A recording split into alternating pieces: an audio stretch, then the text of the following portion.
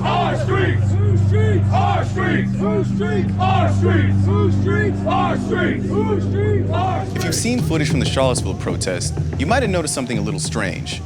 Chris Cantwell, who's a white supremacist, has an Asian tattoo. The tattoo's a little sloppy, but it's supposed to be the Japanese character for truth. And it's actually not that strange. White supremacists love Asia, especially Japan. And every well-known white supremacist in recent memory seems to have some kind of weird Asia fetish.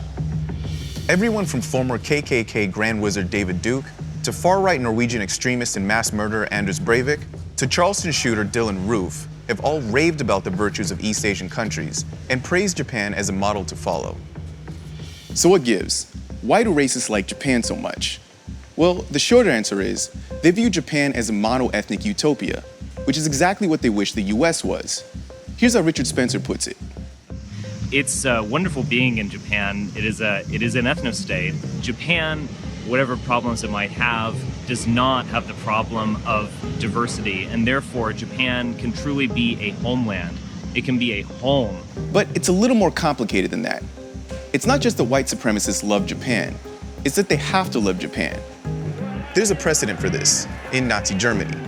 By the early 1900s, Japan had become powerful enough to pose a military threat to some European countries, which in turn poses a threat to the idea that white people are inherently superior.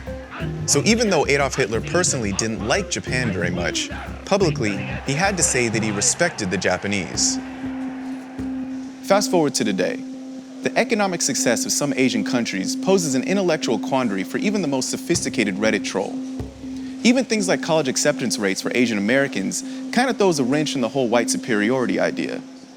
So some modern white supremacists have gone even further than Hitler did, and don't just tolerate Asians, they actually idolize them. That's why white supremacist Jared Taylor told a Japanese news crew, in fluent Japanese because he grew up there, that blacks and Latinos are inherently inferior to whites.